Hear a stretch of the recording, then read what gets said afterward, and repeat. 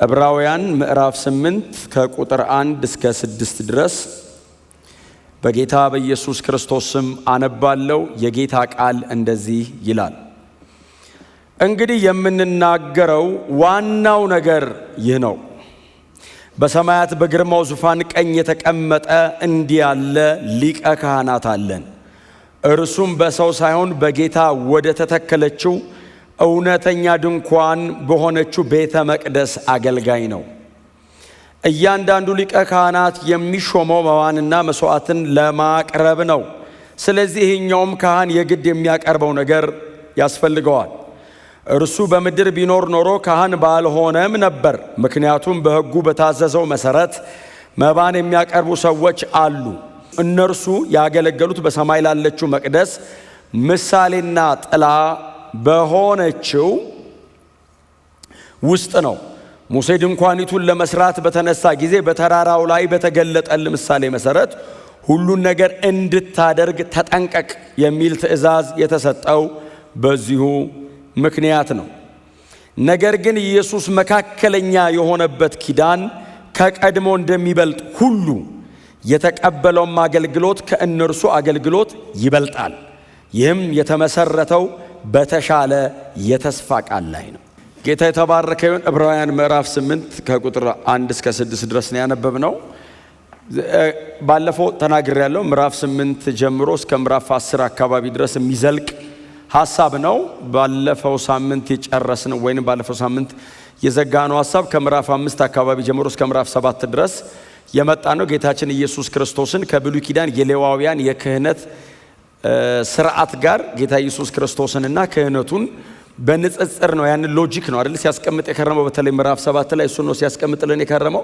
ምዕራፍ 8 ግን በጣም በተለየ አይነት መንገድ ጌታችን ኢየሱስ ክርስቶስን አዲሱን ኪዳንና ይሄኛውን የክህነት ስርዓት ከምዕራፍ 8 እስከ ምዕራፍ 10 ድረስ የዚህ ደብዳቤ ጸሐፊ ደግሞ በጣም በተለየ አይነት መንገድ ይናገረዋል። ዛሬ ዝም ብሎ ሐሳቡን እንጀምረዋለን። ከሚቀጥለው ሳምንት ጀምረን ደግሞ ጌታ በረዳን መጠን በደንብ ወደ ውስጥ ገባ እያልን እናየዋለን። እና ምዕራፍ 8 ምንድነው የሚለው? ምዕራፍ 8 ቁጥር 1 ሲጀምር ምንድነው የሚለው?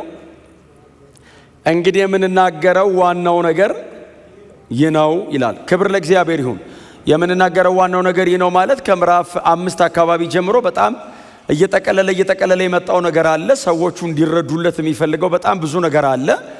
እንግዲህ የምንናገረው ዋናው ነገር ይህ ነው ማለት አሁን ሰመራይዝ እያረኩ ነው እያለ አይደለም፣ እየጠቀለልኩት ነው፣ ሐሳቤን ልጨርስ ነው እያለ ሳይሆን ሜን ፖይንት ላነሳ ነው። አሁን ከዚህ በኋላ ደግሞ በቃ ወደ ዋናው ነገር ነው እየመጣው ያለው። እስካሁን ድረስ በንጽጽር ነው ያመጣሁት። የሌዋውያኑ የቀደመው ኪዳን ላይ የነበረው የክህነት ስርዓት አለ፣ ደግሞ በክርስቶስ ኢየሱስ በኩል ያለው ደግሞ ይሄኛው በጣም የተሻለና የበለጠ ምለው የክህነት ስርዓት አለ። ሁለቱን እያነጻጸርኩ የመጣው ነው። አሁን ወደ ዋናው ነገር በጣም ግልጽ በሆነ አይነት መንገድ ስለ ጌታ ስለ ኢየሱስ ክርስቶስና ስለ አዲሱ ኪዳን ስለሚበልጠው ስለዚህኛው የክህነት ስርዓትና አገልግሎት ልናገር ነው ይላል። ሜን ፖይንት ማለቱ ነው። አንዳንድ ሐሳቦች ላይ አይቻለሁ። መጠቅለያ የሚል አይነት ነገር ያነሱ ሰዎች አይቻለሁ፣ ግን አይደለም እንደሱ ያለ አይደለም የሚጠቀመው ቃል ሜን ፖይንት በጣም ዋና የሆነው ነገር ካርዲናል የሆነውን ሜሴጅ አሁን ከዚህ በኋላ በደንብ አነሳዋለሁ ይላል። አፍተር ኦል የዕብራውያን መልእክት መካከለኛ የሚባለው አሁን ከምዕራፍ 8 እስከ ምዕራፍ 10 ድረስ ያለው ነው። ከምዕራፍ 7 ጀምሮ የክህነት ስርዓቱን ያነሳል። ከምዕራፍ 8 እስከ 10 ግን በቃ ዲፕ ኢንሳይድ የሚገባው እዚህ ቦታ ላይ ነው። ስለዚህ አሁን ከዛሬ ጀምሮ እንደሱ ነው ማለት ነው የምንሆነው። ለእውነት የሚሆን አርነት የምናገኘው በእግዚአብሔር ቃል ብርሃን ውስጥ ነው።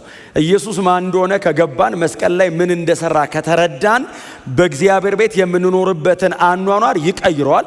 ከዚህ ዓለም ጋር ያለንንም ግንኙነት ይቀይረዋል። ቶታሊ የሰውን ህይወት የሚቀይረው ዕውቀት ነው። ታውቃላችሁ አይደል? ማወቅ ነው የሚቀይረን። በጣም መጸለይ ያለብን። ጸሎት ኃይል ያስታጥቀናል። ጸሎት በጣም በጉልበት ይሞላናል። ዕውቀት ግን ነፃ ያወጣናል። ባወቃችሁበት በኩል አርነታችሁ ይቆያል። ሳያቅ ነፃ የወጣ ሰውዬ እንዴት ነፃ እንደወጣ ስለማያቅ ተመልሶ ባሪያ የመሆን እድሉ ብዙ ነው። አውቆ የወጣ ግን ካልካደ በቀር ባሪያ አይሆንም። ሆነ ብሎ ካልተመለሰ በቀር ባሪያ አይሆንም። ባወቅንበት በኩል አርነታችን ትልቅ ነው። ሰይጣንም ትግሉ እንዳናቅ ነው። ምክንያቱም ይሄ ዕውቀት ኖርማል ኖሲስ አይደለም። ይሄ የመረጃ ዕውቀት አይደለም፣ ኤፒግኖሲስ ነው። የዘላለም ሕይወት የሚገኝበት በመኖር የሚገለጥ ዕውቀት ነው። ይሄ ዕውቀት ዝም ብሎ መረጃ አይደለም። ኢየሱስ ካህን ነው ስል መረጃ እየሰጧቸው አይደለም። በእግዚአብሔር ፊት እኔን ይዞ ለመቆም ብቃት ተገኝቷል። ይሄ ዕውቀት እኔን ሰማይ ይዞኝ ይገባል። እስቲ አሜን በሏ። አይ የተቀበልከውን መመንዘር ትጀምራለህ ስታቅ። አፍተር ኦል ብዙ ጊዜ እንደምነግራችሁ የዘላለም ሕይወት ማወቅ ነው። ዝም ብሎ መኖር አይደለም። የዘላለም ሕይወት እውነተኛ አምላክ የሆነውን አብን የላከውን ኢየሱስ ክርስቶስን ማወቅ፣ እሱ ነው የዘላለም ሕይወት። ኢየሱስ ዲፋይን አደረገው። ኢተርናል ላይፍ ምንድን ነው ሲሉት እውነተኛ አምላክ የሆነውን አብን የላከውን ኢየሱስ ክርስቶስን ማወቅ፣ ይህ የዘላለም ሕይወት ነው። ይሄንን በማወቅ መኖር ነው የዘላለም ሕይወት። ዝም ብሎ መኖር አይደለም የዘላለም ሕይወት። እማያልቅ ዕድሜ መኖር በጣም ቦሪንግ ነው፣ ይሰለቻል። ኢየሱስን በማወቅ ግን አየህ፣ እሱ ነው እኔ ሴንስ የሚሰጠኝ። ክብር ለእግዚአብሔር ለአምላካችን ይሁን። ስለዚህ ወደ ጠለቀው ነገር ሰውየው ይዟቸው ስለሚገባ እኛም መሄድ በምንችለው አይነት ልክ አብረን እንገባለን። ስለዚህ የምንነገረው ዋናው ነገር ይህ ነው አለ። በቃ ዋና ነገር ነው። ጎናቸው ያለው ሰው ነቅነቅ አድርጉትና ከዚህ በኋላ ወደ ዋናው ነገር እንገባለን በሉ ዝም ብላችሁ። ስለዚህ ይሄ ምንም ያህል የፈጀውን ይፍጅ፣ አብረን ወደ ዋናው ነገር እንገባለን። ስለዚህ ኢየሱስ እያወራን እሱ ራሱ ተመልሶ ይመጣል። ስሙ ለዘላለም የተመሰገነ ይሁን። ክብር ለእግዚአብሔር ይሁን። ወደ ዋናው ነገር እንገባለን ካለ በኋላ ምንድን ነው የሚለው? ዋናው ነገር ይህ ነው ካለ በኋላ እኔ እጅ ላይ ያለው አዲሱ መደበኛ ትርጉም ነው። እናንተ እጅ ላይ ያለው እሱ ከሆነ በሰማያት በግርማው ዙፋን ቀኝ የተቀመጠው እንዲህ ያለ ሊቀ ካህናት አለን። ስቲል ስለ ሊቀ ካህናችን ነው እያወራ ያለው። አሁን የዚህ ሊቀ ካህናችንን ክብር እየተናገረ ነው። እስከ ዛሬ ድረስ ምናልባት እስከ ምዕራፍ 7 ሰፊሸንሲ ኦፍ ክራይስት ነው። ከምዕራፍ 8 በኋላ ሱፐርማሲ ኦፍ ክራይስት ነው። የክርስቶስ ልቀት ነው። በቃ አቻ የለውም። ከዚህ በኋላ ለፉክክር ለውድድር ተከሻ ለመለካካት የሚመጣ ካህን የለም። በቃ ጨርሷል ምዕራፍ 7 እነሱን ዘግቶ ምዕራፍ 8 ላይ ሌላ ነው በቃ አሁን የሚመጣው። በሰማያት በግርማው ቀኝ የተቀመጠው ክብር ለእግዚአብሔር ይሁን። ኢየሱስ ሥራ ጨርሶ ተቀምጧል። የብሉይ ኪዳን ካህናት ቅድስተ ቅዱሳኑ ሲገቡ ወንበር የለም፣ አይቀመጥም። ምንም አይነት የብሉይ ኪዳን ሊቀ ካህን ተቀምጦ አያውቅም። ቅድስተ ቅዱሳን ቆመው የቆዩትን ያህል ሰዓት ይቆዩ፣ ቀን ይቆዩ፣ ሌሊት ይቆዩ፣ ሳምንት ይቆዩ፣ ወርም የሚያቆያቸው ከሆነ ይቆዩ፣ መቀመጥ አይቻልም። ቅድስተ ቅዱሳን ለምን? ሥራው አያልቅም፣ አይጨርሱም። በየዓመቱ ዮም ኪፖር እየጠበቀ በዓመት አንድ ቀን ቅድስተ ቅዱሳን ይገባል። በዛች በገባበት ሞመንት እግዚአብሔር ምልክት እስኪሰጠው እንደተቀበለው ኮንፈርም እስከሚያደርገው ሊቀ ካህኑ ይቆማል። እስቲል እግዚአብሔር ተቀብያለሁ ሲለው ስራ አይጨርስም፣ ተመልሶ እንደገና ይወጣል። የሚቀጥለው ዓመት ለመመለስ አገልግሎቱ አይጠናቀቅም። ይዟቸው የሚመጣቸውን ሰዎች ማጽደቅ አይችልም፣ መሸፈን ነው የሚችለው። ኢየሱስ ስለጨረሰ እዛው ቁጭ ብሏል። ተቀምጧል የሚለው ቃል ጨርሷል ማለት ነው። አሁን ዝም ብሎ ቁጭ አለ ማለት አይደለም። አሁን ኢየሱስ የመስዋዕትነት ስራውን ጨርሷል። የሚያቀርበውን ነገር ጨርሷል። አብ ኦልሬዲ ሳቲስፋይድ ስለሆነ ኢየሱስ ተመልሶ ወጥቶ መምጣት አይጠበቅበትም። ጨርሳል፣ ቁጭ በላለው፣ በቀኙ አስቀመጠ። ኢየሱስ ጨርሷል ማለት ነው፣ ተቀምጧል ማለት። እኛ አሁን ይህን ሁሉ ጊዜ እያወራን ስለመጣን የክህነት አገልግሎቱ መቼስ ይገባናል ምን ያክል አስጨናቂ እንደሆነ። መቀመጥ እኮ አይደለም፣ ቆመ ጨርሰ ለመውጣት ያለ ሲቃይ። ኢየሱስ ፐርማነንትሊ ሊኖር ቁጭ ብሏል እዛው በቋሚነት። ኢየሱስ ቅድስተ ቅዱሳን ቁጭ ብሏል፣ ተቀምጧል ነው የሚለው። መቀመጥ የሚያመለክተው ስራ መጨረስን ነው። ጻፉት ይሄንን። ኢየሱስ ስራ ጨርሶ ተቀምጧል። ኢየሱስ ጨርሶ ስለተቀመጠ ከዚህ በኋላ ሌላ ካህን አያስፈልገኝም። በእኔና በእግዚአብሔር መካከል የሚገባ አያስፈልገኝም። ኢየሱስ ጨርሶ ኦልሬዲ ቁጭ ብሏል። ሪታየር አድርጎ በሌላ ይቀየር አይባልም። ሌላ አማላጅ የማልፈልገው ኦልሬዲ ኢየሱስ ፐርማነንትሊ ጨርሶ ገብቶ ቁጭ ብሏል። አብ ነው ተቀመጥ ያለው። በሰማያት በግርማው ቀኝ ነው ያስቀመጠው። አስቀማጩ ተቀባዩ ነው። ኢየሱስ ልቀመጥ ብሎ አይደለም። አብ ነው ጨርሰሃል ና ቁጭ በላለው። መጨረሱን እኮ መስቀል ላይ ተናገረ። ዮሐንስ ነው የነገረናል። ዮሐንስ ወንጌል ሲሞት ምንድን ነው ያለው? ከሰባቱ ቃላት መካከል የመጨረሻው ቃል ተፈጸመ። ቴቴሌስታይ ማለት ምን ማለት መሰለ? ፔ ኢን ፉል በሙሉ ተከፍሏል አለ ኢየሱስ። ባይዘወይ ተፈጸመ የሚለው የግሪክ ቃል ሙሉ ተከፈለ አለ ኢየሱስ። ራሱ ነው ያለው፣ እኔ አይደለም የተረጎምኩት። ቀጥታ ያለው ቃል ነው። ቴቴሌስታይ ማለት በሙሉ ከፈልኩት።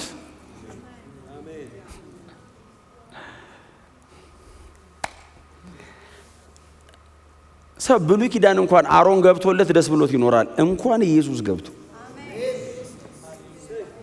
እግዚአብሔር ከዚህ በኋላ በዕዳ አይዘንም። ተከፍሏል አለና ኢየሱስ ቀጥሎስ በሙሉ አለ። የቀረ ብሎ ሰይጣን እንዳይፈልግ ኢየሱስ ያለብንን በሙሉ ዘግቶት አብ ጨርሻለሁ አለ። ሲያየን ነፃ ነህ ናግባ። አንድ በጣም የሚያስደስተኝ ቃል አለ። ቆላስይስ ምዕራፍ 2 ቁጥር 14 ጀምሮ በመስቀሉ ነው የሚለው ሲቃወመንና ሲጻረረን የነበረውን የዕዳ ጽሕፈት ምን ዋለ ሰለ። በዛ ዘመን ሮማውያኑም የነበረው ሰው በሙሉ ምን ያደርጋል? ዕዳ ካለብህ ዕዳን ክፈል ይላል። አልቻልኩም ሌላ ቀን እከፍላለሁ ስትለው ምን እንደሚያደርግ ታውቃለህ? ዕዳህን በዝርዝር ከስም ጋር ያደርግና አደባባይ ላይ ጽፈዋል። ከዛ ያንጠለጥለው እንደዚህ እና የከተማው ሰው በሙሉ ሌባው ይላል እንዲህ ያነበበ እንትና ኧረ እንዳታበድረው ዕዳ አለበት። ኢየሱስ መጣ። ያየን በሙሉ ባለዕዳ ይለናል። ሰይጣንም ቆሞ እኛን ባለዕዳ ይላል። ኢየሱስ መጣ መስቀል ላይ የሚቃወመንና የሚጻረረን መንገድ እንዳንሄድ ያደረገንን በሰው ፊት እንዳንቆም ያደረገንን በአብ ፊት መቆም እንዳንችል ያደረገንን ዕዳ አብ ራሱ አይቶ ባለዕዳ ነው የሚለ። ትክክል ነው። ዕዳ አለብህ፣ ኃጢአት ሰርተሃል፣ ባለዕዳ ነህ። ታዲያ ይገባል፣ ትቀጣለህ መክፈል ስለማትችል። እኛ ደግሞ መክፈል አንችልም። ባይዘው ምንም ብናደርግ አንከፍለው። ያ ሰውዬ ኦኬ ገንዘብን የተበደረው የሆነ ቀን ተበድሮ ከሌላ ደግሞ አካክሶ ይከፍለዋል። እኛ የኃጢአት ዕዳ ነው፣ በአብ ፊት ነው፣ መክፈል አንችልም። የዘላለም ፍርድ ነው ቅጣታችን። ኢየሱስ መጣ መስቀል ላይ ሲሞት የሚቃወመንንና የሚጻረረንን የዕዳ ጽሕፈት ጠርቆ ከመንገዱ ላይ አስወገደው። ቀና ብዬ በእግዚአብሔር ፊት እሄዳለሁ። ሰው ፊት እንዳይመስል። ሰው ፊትማ ለምንድን ነው ዝቅ የምትሉት? አፍተር ኦል ሰው በሙሉ ባለዕዳ ነው። ማንም እንዲህ ሊልህ አይችልም። አብ ነው እንደዚህ ያለን እኛን። ኢየሱስ በአብ ፊት ነው ያቆመን። እስቲ አሜን በሎ እና ጨረሰ። ተፈጸመ ሲል በሙሉ ከፈልኩት አለ ኢየሱስ። ልክ ኢየሱስ መስቀል ላይ ሲሞት እኛ እጃችንን አንስተን ነፃ ጮን አብ ከሰማይ ነፃ ናችሁ አለን። አይታመንም፣ በፍጹም አይታመንም። የሞት ፍርድ ነው የሚገባኝ። አዎ እየጠበቅኩ ነው። ባይዘው ፍርዱ ወንበር አጠገብ ቆሜ ሊገለኝ ነው፣ ሊቀስፈኝ ነው። በምን አይነት ሞት ነው የምሞተው? አሟሟትን ነው የምትመርጠው። መሞት ምንም ጥርጥር የለው። እንዴት ሊገለኝ ነው፣ እንዴት ሊያጠፋኝ ነው ብለን ስንጠብቅ አብ ከሰማይ ነፃ ነህ አለ። ክብር ለኢየሱስ ይሁን። ጨርሶ ተቀምጧል። ጨርሶ ተቀምጧል። ከባድ ቃለች ይቺ። ኢየሱስ ፈጽሞ ተቀመጠ። ጌታ ኢየሱስ ክርስቶስ ራሱ ስለዚህ ጉዳይ ተናግሯል። ይህንን የዕብራውያኑ ጸሐፊ ነው የሚጽፈው። ጌታ ኢየሱስ ክርስቶስ ራሱ ግን ስለዚህ ጉዳይ ተናግሯል። ጨርሶ መቀመጡን፣ በአባቱ ቀኝ ጨርሶ መቀመጡን ወንጌላት ላይ ማርቆስ ወንጌል ምዕራፍ 16 ላይ ሄዱ ውስጥ 16-19 እንደዚህ ይላል። ጌታ ኢየሱስ ይህን ከተናገራቸው በኋላ ወደ ሰማይ አረገ፣ በእግዚአብሔርም ቀኝ ተቀመጠ።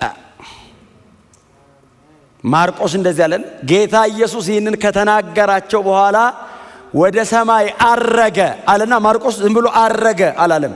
በእግዚአብሔርም ቀኝ ተቀመጠ። ኢየሱስ ስራ ጨርሷል። እንደዚህ አይነት ሊቀ ካህን ኢየሱስ ብቻ ነው።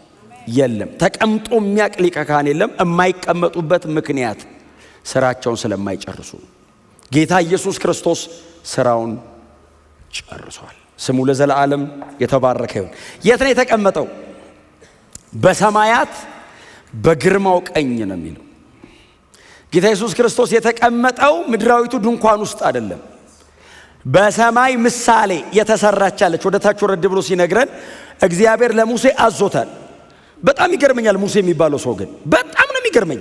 ተራራ ላይ እግዚአብሔር ወሰደውና የሰማዩን አሳየው። የሰማዩን አሳየውና እንዳሳየው እንደዚህ አድርገህ ስራው አለው። ሙሴ የዛች እንትን አገልጋይ አልሆነም እንጂ አይቷታል። በጣም የሚገርም ሰው ነው ሙሴ።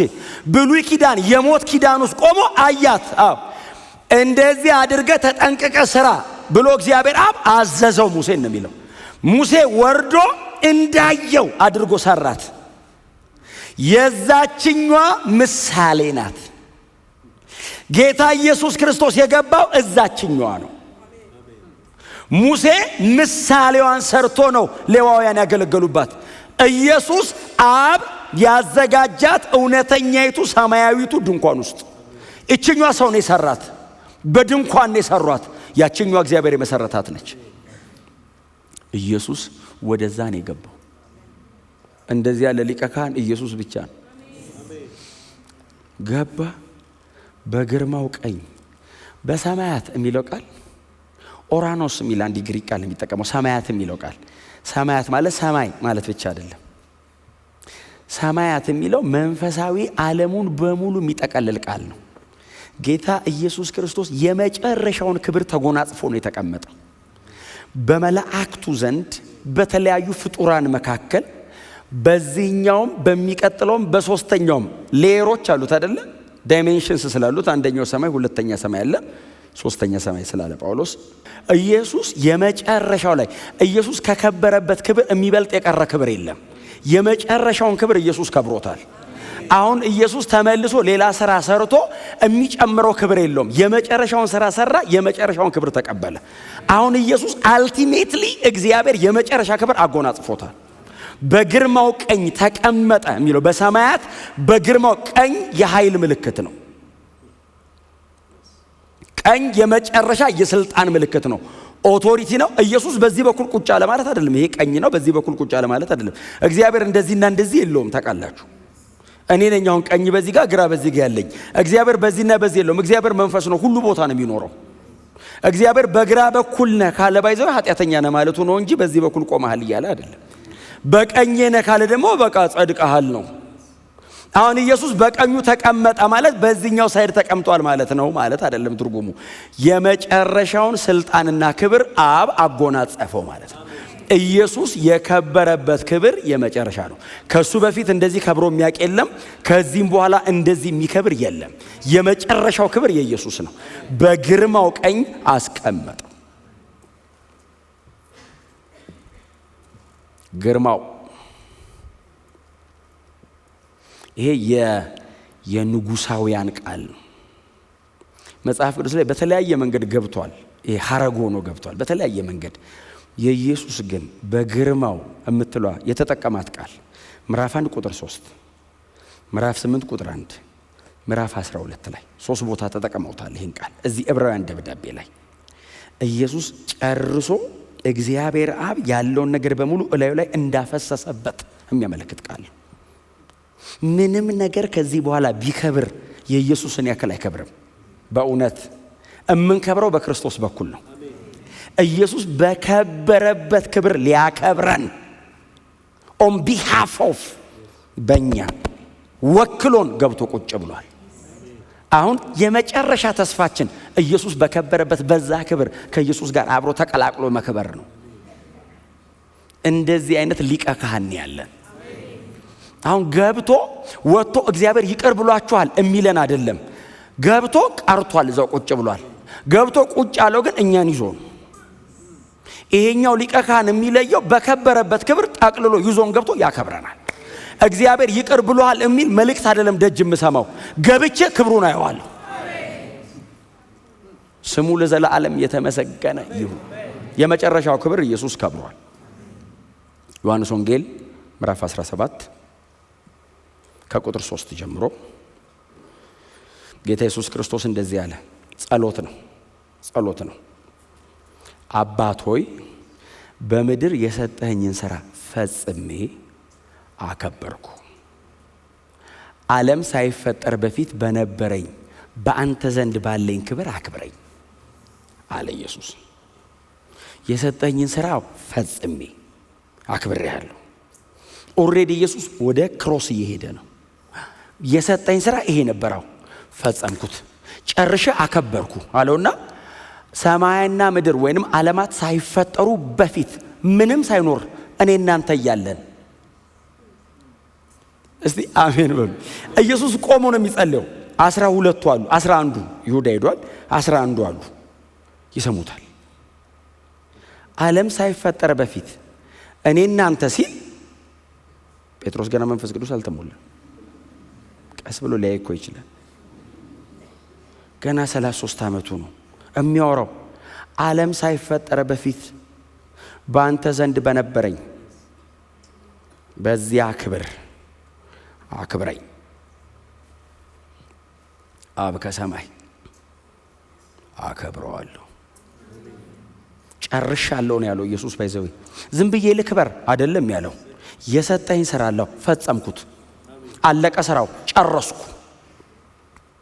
የብሉይ ኪዳን አባቶች፣ ካህናቱ፣ ነቢያቱ ሁሉ ተረባርበው በጣም ትንሽ ነው ብለርድ የምታደርግ ነገር ያሳዩን። ኢየሱስ መጥቶ በ33 ዓመት ተኩል ዘላለምን ዘግቶት ወጣ። ጨረስኩት አለ። የሰጠኝ ይሄ ነው አለ። አዎ የፍጥረትን ዘላለም ቀይሮት ኢየሱስ ጨረስኩ አለ። አሁን መልሰኝ አለው። ወዴት ነው የሚመልሰው? ወደ ነበረው ክብር ነው የሚመልሰው። ኢየሱስ ጨርሶ ወዴት ነው የገባው? ወደ ነበረበት ነው የገባው። ቮይድ ባዶ አይደለም ቦታው። አዎ በክብር የተያዘ ነው። ትቼን የመጣሁት አለው። መልሰኝ ሲል አብ የሰጠውን ጨርሳለሁ፣ አከብራለሁ። ለዛ ነው ፈጸመ ሄደ ይልና በቀኙ ተቀመጠ። አብ ነው አክባሪ። ኢየሱስን ያከበረው አብ ነው። አብ ነው አክባሪ። ኢየሱስስ ወደ አባቱ ነው የሚጮኸው። አባ አለ። ሰጠኝ ነበር ስራው ጨረስኩ። አባ አለ። በመለኮትነቱ ላይ ሰውነትን ጨምሮ ወደ ምድር ታዞ አባቱ አርግ ያለው ለማድረግ ነው የመጣው። ጨረስኩ ሰጠኝ ነበር፣ ያው ጨረስኳል። ሪፖርት አቀረበ። አንደኛ ቆሮንቶስ 15 ላይ ያለው ቃሉ እኮ ፈንክሽናሊ ሰቦርዲኔት ኢየሱስ በምግባር መገዛቱን የሚያመለክት እንጂ ፖዚሽናል አይደለም። ቃሉ ፖዚሽናል አይደለም። በማንነት ደረጃማ ኢየሱስ ለዘላለም የኖረ እግዚአብሔር ወልድ ነው። አሁን እየተናገረ ያለው የተሰጠውን ሥራ ጨርሶ በእግዚአብሔር ፊት እያቀረበ ነው። ሁሉን ላስገዛለት ይገዛል ማለት ፈንክሽናሊ በተግባር በምግባር ደረጃ መገዛቱን እሺ ማለቱን መታዘዙን የሚያመለክት እንጂ በማንነት ደረጃ ዓለማት ሳይፈጠሩ ለዘላለም ከአብ ጋር የኖረ ነው። ኢየሱስ አዲስ ክብር ውስጥ አይደለም የገባው፣ የነበረው ጋር ነው የተመለሰው። ከነበረው የሚበልጥ የለም። እግዚአብሔር ወልድ ነው እሱ እኮ ለዘላለም። አሁን ወደ ምንም አያድግም፣ ያለቀለት ነው። ትቶ የመጣው ጋር ነው ተመልሶ የገባው። ለዘላለም እግዚአብሔር ወልድ ነው በፍጹም ሰውነቱ። ለዘላለም ደግሞ ከዚህ በኋላ ስለኛ በሰማይ ይታያል። ይሄ የእምነታችን ሚስጥር ነው። ባይዘው በፍጹም ሰውነቱ በእግዚአብሔር ፊት ደግሞ እኛን ወክሎ ቀርቦ ይታያል። በእግዚአብሔር ወልድነቱ ደግሞ በአማኞች ውስጥ ሁሉ ደግሞ ይኖራል። ይሄ ሚስጥር ነው። በቃ ምንም ልናደርገው አንችልም። ትምህርተ ክርስቶስ ላይ ያለ ሚስጥር ነው። ኢየሱስ በአብ ቀኝ ይታያል ስላንተ። አዎ አሁን እየታየ ነው። በአንተ ውስጥ ይኖራል። ኦፍ ኮርስ አሁን አለ እኔ ውስጥ። ቆላስይስ ምዕራፍ 1 ቁጥር 27 እንደሱ አይደለም ይላል? የክብር ተስፋ የሆነው ክርስቶስ በእናንተ ማደሩ ነው። ክርስቶስ በአማኞች ሁሉ አድሯል። በሰማይስ አሁን በእግዚአብሔር ፊት ስለኔ እየታየ ነው። ስራውን ጨርሶ አዎ ቁጭ ብሏል። እኔን ወክሎ በእግዚአብሔር ዘንድ አለ። እኔ በሚያስፈልገኝ ነገር ሁሉ ለማገዝ እኔ ውስጥ አለ። በመንፈስ ቅዱስ አማካኝነት የሚያስፈልገኝ ነገር በሙሉ ወደ እኔ ያቀርባል።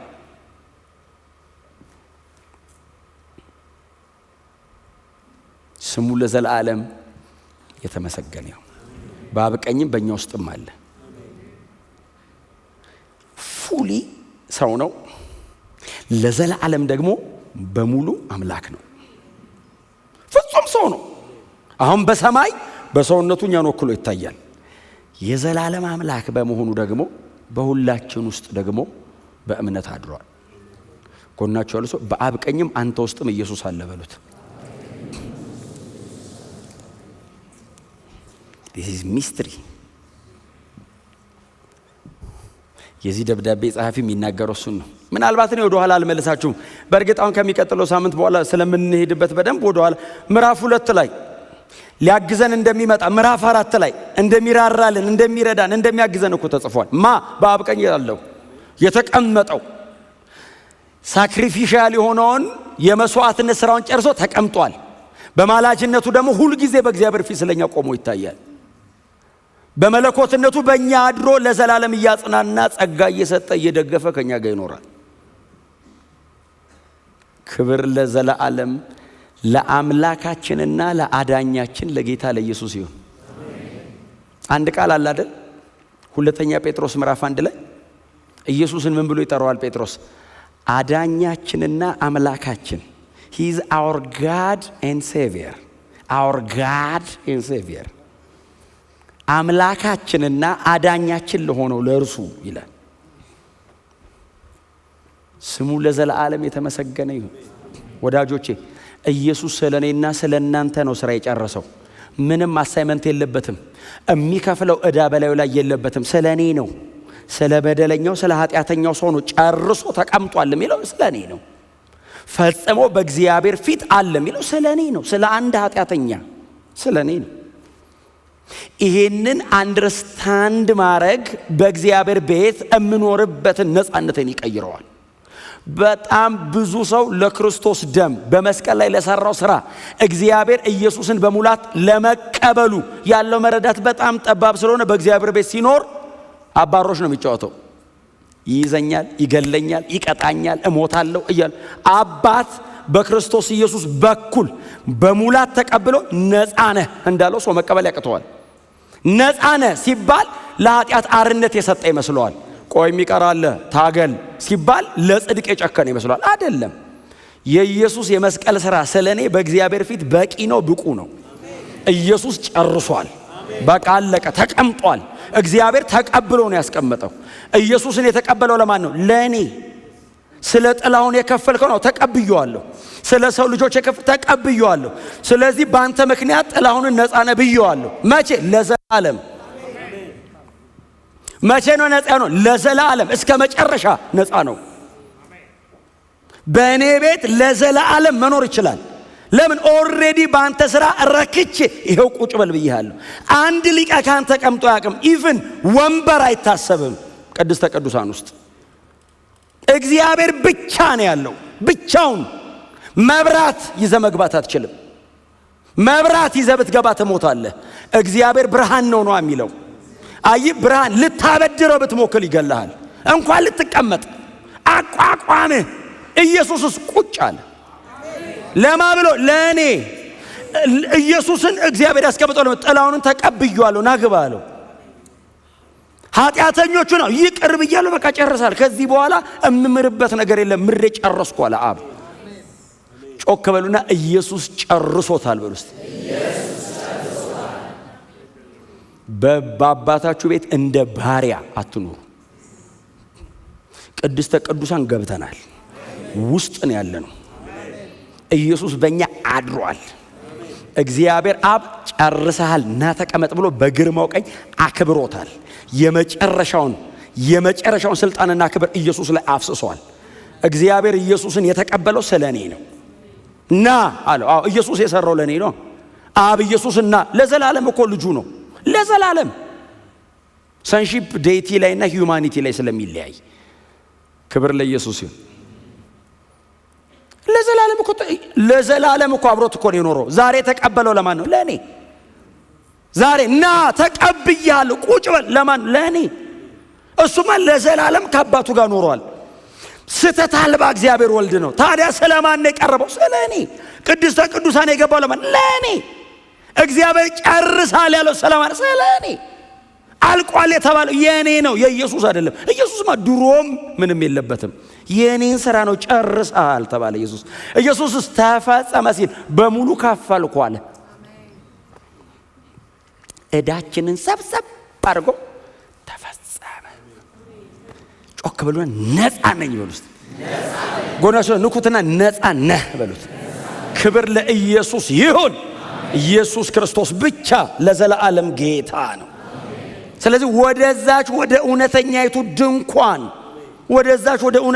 ድንኳን ኢየሱስ ገብቷል። ቀጥሎ ማን ነው የሚገባው? እኛ እግዚአብሔር በቀኙ አስቀምጦናል፣ ከብረናል።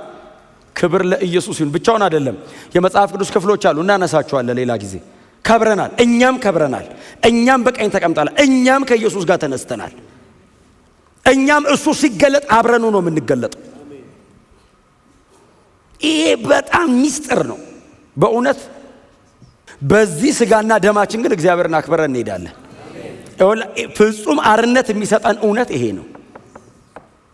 ስለዚህ በዚህ አርነት በዚህ ነፃነት ውስጥ የሌላችሁ ሰዎች በእውነት ዛሬ ለእናንተ ነው ይሄንን ጥሪ ማድረግ እንፈልገው።